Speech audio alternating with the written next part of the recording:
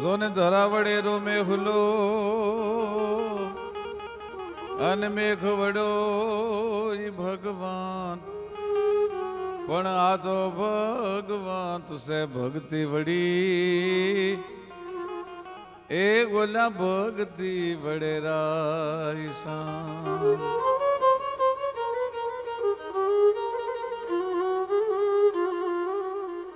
तो मदना घर मन में मिथ्या धन में जोर बदन में जोबन में सुख है न सपन में नाहक गुण में दर्शाना। चित जैद सजाना फिर नहीं आना, जुग में आखिर मर जाना भाई, जुग में आखिर मर जाना।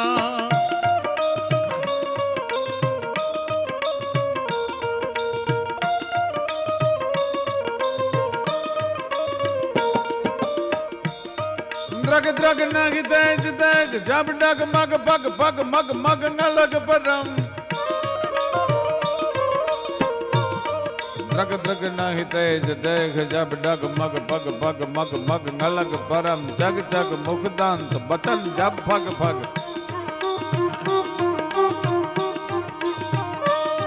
द्रग द्रग नहीं तेज देख जब डग मग पग पग मग मग न लग परम। जग जग मुख दांत बचन जब भग भग जमंगन चर लग भग जगरम। तल तल की खबर ले तो हरि भूतल, माटे चल सत पंथ जन्म सुधरे। झटपट मन जैत कपट तज खटपट, काल नफट सिर झपट करे जी काल नफट सिर झपट करे जी काल नफट सिर झपट करे। द्रग द्रग नहीं तेज देख जब डग मग पग पग मग मग अलग परम। जग जग मुख दंत बचन जब फग फग जम अनुचर लग भग जगरम। तल तल की खबर ले तो हरि भूतल, चल सत पंथ जन्म सुधराय। झटपट मन चैत कपट तज खटपट, काल नफट सिर झपट करे जी काल नफट सिर झपट करे।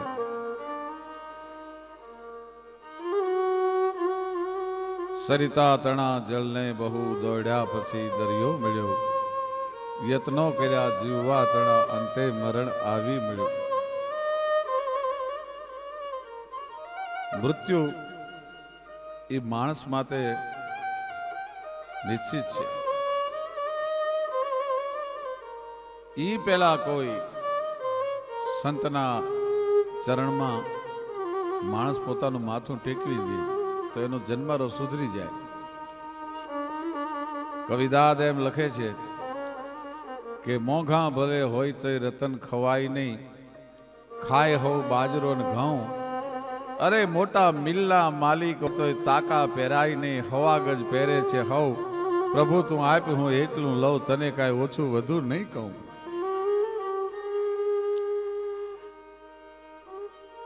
જેમ આપણે દાતારોની વાતો કરી, સુરવીરોની વાતો કરી, બારોટિયાની વાતો કરી, જોગમાયાની વાતો કરી, એમ સૌરાષ્ટ્રના સંતો પણ એવા। સંતો માટે અમારો કવિ લખે છે, હેજી સંતોનો સ્વભાવ છે એવો, એ જનેતાની ગોદ ના જેવો। સંતોનો સ્વભાવ તો માની મીઠા ખોળા જેવો છે। માના ખોળામાં બાળક માથું મૂકીને હુઈ જાય ને માનો માથે મીઠો હાથ મંડે ફરવા, ત્રિતાપથી થાકેલું બાળક હુઈ જાય। પણ કવિ એમ કે છે કે માં કરતા સંત એક ડગલું વધારે આગળ છે। શું કામ? અમારે રાવત મામા રાવત ભગત લખે છે કે એક ડગલું મેં આગળ જો જા જન્મીથી જગ સાત, એક ડગલું મેં એ આગળ જો જા જનનીથી જગ સાત। એ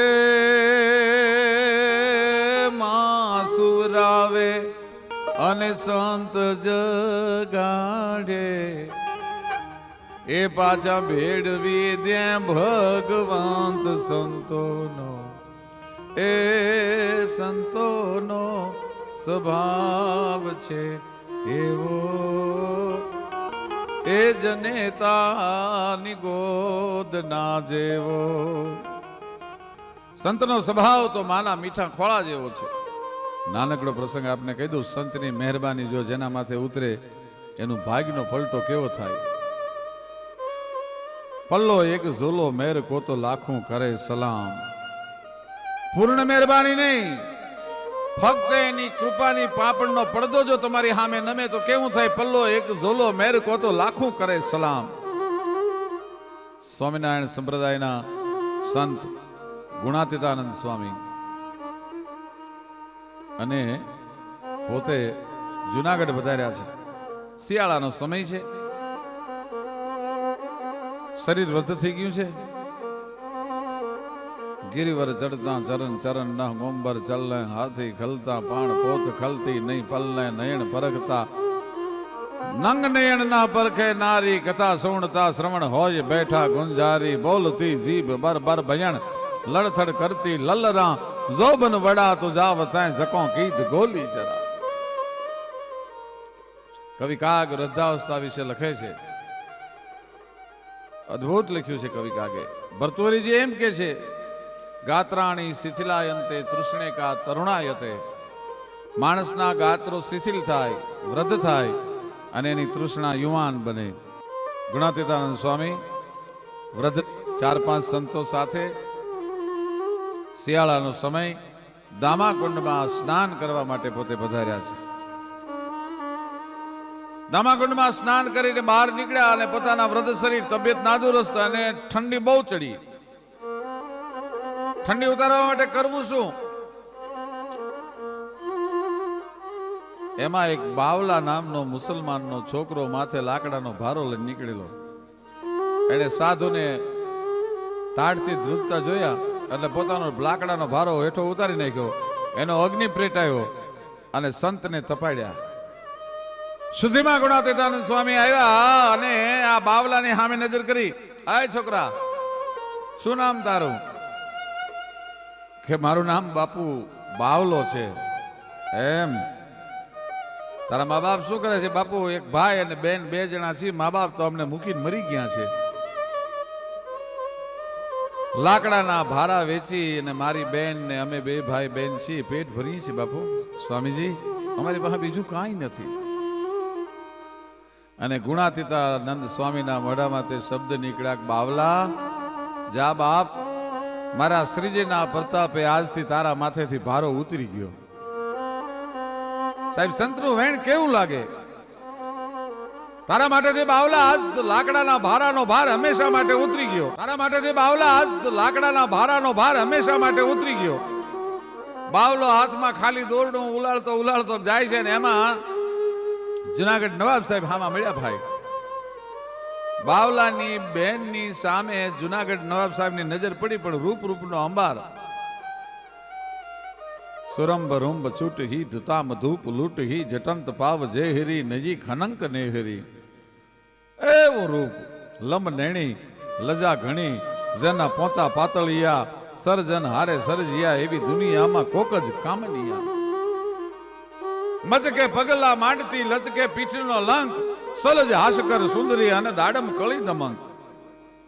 પણ હલે છટા પટ્ટા થકા હેમકા અકોટા હિચે અટા જારે ચલે છટા રીજાવા વછુટા વેંડોર હાથી અને મહોલાંગ ઉપર છૂટા મેલિયા માતંગ. ત્યાં તો કેસ છૂટા મેલિયા જો રેલિયા નાગણી ગણાવો અનુધુરું. અને નજર પડી ભાઈ જુનાગઢ નવાબની. તપાસ કરાવી, કોની દીકરી છે, કોની બેન છે? કે બાપુ એ તો એક ગરીબ મુસલમાન છે, બાવલા નામનો મુસલમાન છે, એના માવતર મરી ગયા છે, ભાઈ બેન 2 જ છે.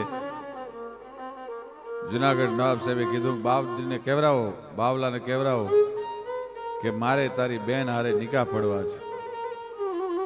અને એની શાદી થઈ ભાઈ જુનાગઢ નવાબ સાહેબની હારે, રસુલ ખાનજીની હારે એમની શાદી થઈ. બહુ દિન તેજસ્વી તો હતો, ભેળા સંતના આશીર્વાદ ભેળ્યા હતા. એટલે જે લાકડાના ભારા વેચી અને ગરીબ ગુજરાન કરતો હતો એ ગુણાતીતાનંદ સ્વામીના આશીર્વાદથી પોતાની બેન છે એ જુનાગઢના નવાબને પરણી અને બાઉદ્દીનને નોકરીએ રાખી લીધો. પણ એવો વફાદાર માણસ કે જુનાગઢ નવાબ સાહેબે રાજની તિજોરીની ચાવીઓ એના હાથમાં આપી દીધી. ભાઈ જુનાગઢનો પ્રધાનમંત્રી બનાવી દીધો બાવલાને. એના ભાગનું પાંદડું ફરી ગયું સંતના આશીર્વાદથી. અને જે બાવલો કહેવાતો હતો એનું નામ બહાઉદ્દીન. અને આજે પણ જુનાગઢમાં બહાઉદ્દીન કોલેજ છે.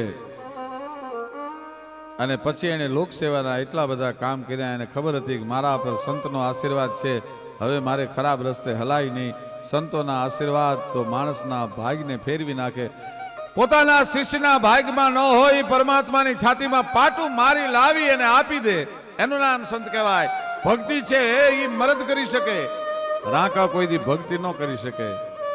રાકા ને રીજા તણા હવે હોય નહીં હેવા. રાકા કોઈ દી રીજે નહીં. પણ સૌરાષ્ટ્રના જે સંતો છે એનો જે સેવાનો ભેગ છે. એકવાર યમ છે શ્રાવણ મહિનામાં યમુનાની બાજુમાંથી નીકળ્યો. પોતાની બેન યમુના પણ મસ્ત છે. યમુના ગુગવાટા કરતી બે કાંઠે વહી જાય છે. ભાઈ યમે કીધું કે યમુના, હે યમુના, સામું ન જોયું, જવાબ ના આપ્યો. યમુના, હું તને કહું છું. બોલી નહીં, કારણ કે પોતે મસ્ત છે. આ જોબનવંતી બની ગઈ છે. લોઢરા ઘુઘુવા જાણે ગીતરના જકોળા લાગા સાગરા મંડપે હાલ્યા જાનરા સમાટ. લોઢ લાગી ગયા છે યમુનાના, પૂર મસ્તીમાં છે. યમને એમ થયું કે આજ બેન મસ્તીમાં છે, એને બોલાવી નથી. થોડી વાર થી ત્યારે પાછો નીકળ્યો ત્યારે યમુના શાંત હતી. કીધું બેન, હમણાં તો પૂરજોશમાં જાતી હતી, હમણાં ગડગડાટ કરતી જાતી હતી, અને ઘડીક વારમાં શાંત ક્યાં થઈ ગઈ? ભાઈ મને ખબર નથી, પણ એક નવજાત બાળકને લઈને એક માણસ નીકળ્યો અને એ બાળકે એના પગનો અંગૂઠો મને અડાડ્યો ને, મારા તમામ વેગ શાંત થઈ ગયા. અને નવજાત બાળક ઈ કનૈયો હતો.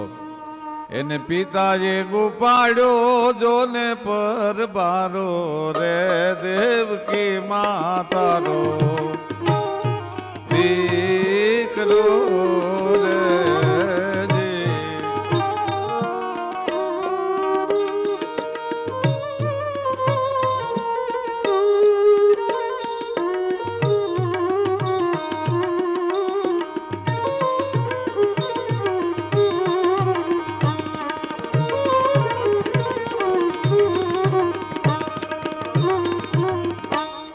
કાળી કાળી કોટડીને કાયા નિકાલી,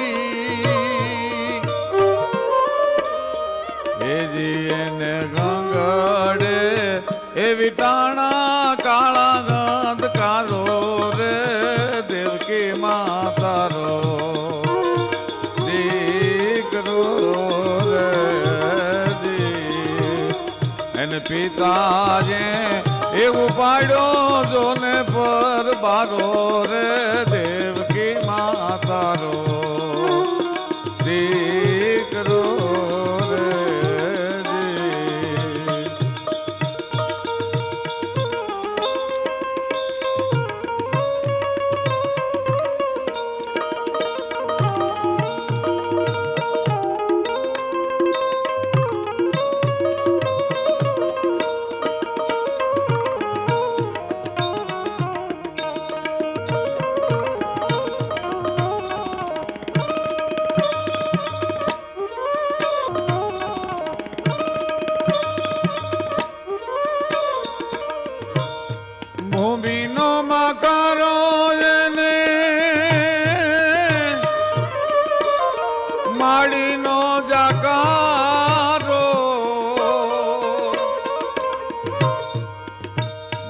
છે મેહુલિયો એ મંડાણો મૂસળ ધારો રે દેવકી માતારો દીકરો રે એને પિતાજે એક ઉપાડ્યો જોને પર બારો રે દેવકીજી તારો દીકરો પિતાએ ઉપાડ્યો પર બારો દેવકીજી તારો દીકરો ભગવાન કનૈયો હતો અને માથે ટોપલો લઈને જવા વાળા વાસુદેવ હતા. એ કૃષ્ણના પગનો અંગૂઠો યમુનાને અડ્યો. યમુના શાંત થઈ ગઈ અને યમે પ્રતિજ્ઞા લીધી કે મારી બેનના વેગ શાંત કરવા વાળાને હું જોઈ લઈશ. અને કાગ રોવ રાવે મને પ્રાચી કેરો પીપળો. પ્રાચીના પીપળે ભીલ બની અને યમે બાણ ઠપકાર્યું. ચમત્કારો સર્જવા વાળાને કાળ ખાઈ ગયો છે, પણ સૌરાષ્ટ્રના સેવાના ભેખદારી સંતો જે છે ગાવડીઓની સેવા કરી, ગાયોના લાલન પાલન કર્યા, ગાયોના વાસીદા કર્યા અને ગરીબની સેવા કરી.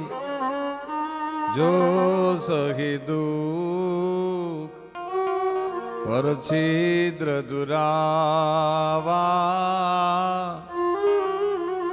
બંધનીય જય જગ જસ પાવા. જો સહી દુઃખ પર છિદ્ર દુરાવા બંધનીય જય જગ જસ પાવા. હાથમાંથી તરવાર મૂકીને માળાનો બેરકો હાથની માલપા લઈ અને જે સંતો નીકળ્યા એવા એક કાઠી સંતની વાત. સેવા ના ચમત્કારને જગત ખાઈ નથી શીખ્યું, કાળ ખાઈ નથી શીખ્યો.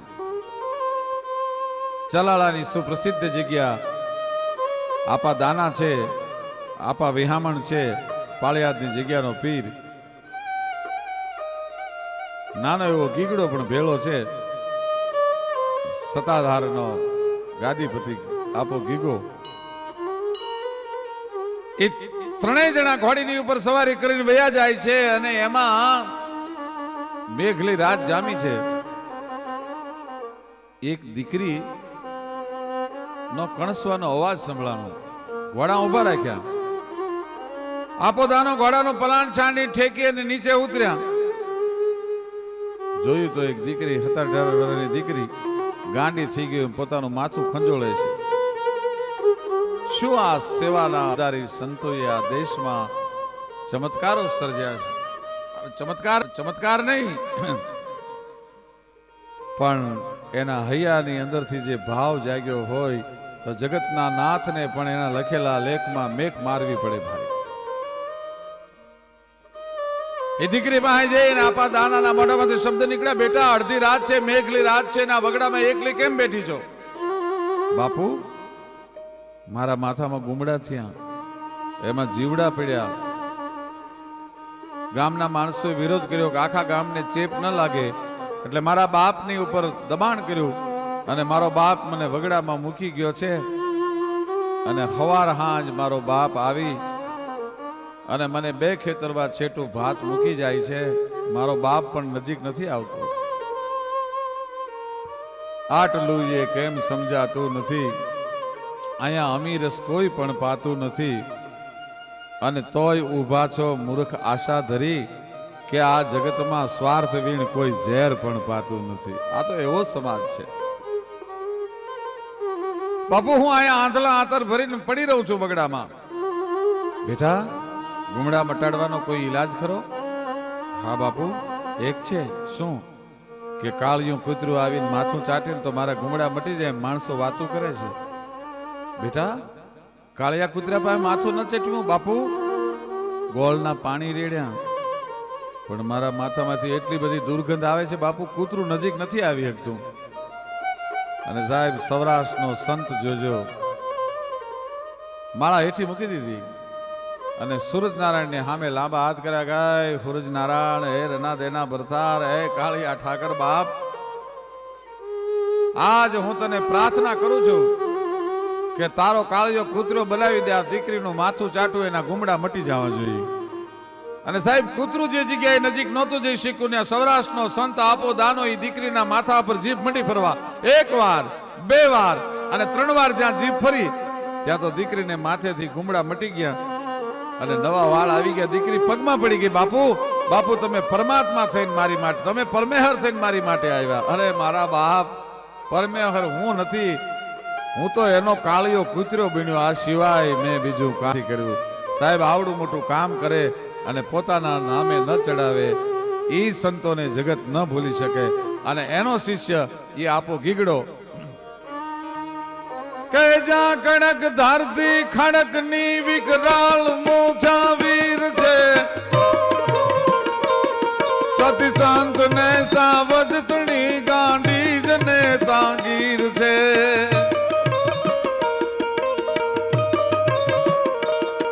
એ ગીરની આ બાજરી ના જ્યાં ખળગતા નીર છે, સોરઠ દરામાં સંત ગાપો પ્રગટ ગીગડો પીર છે જી, પ્રગટ ગીગડો પીર છે.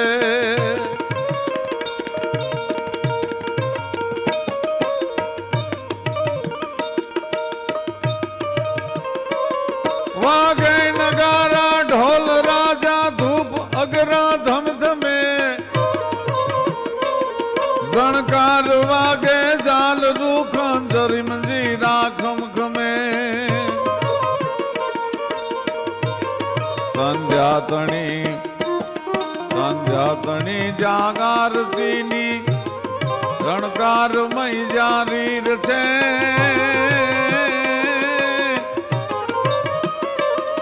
હોરઠ ધરામાં સંત ગાપો પ્રગટ ગીગડો પીર છે જી, પ્રગટ ગીગડો પીર છે જી, પ્રગટ ગીગડો પીર છે.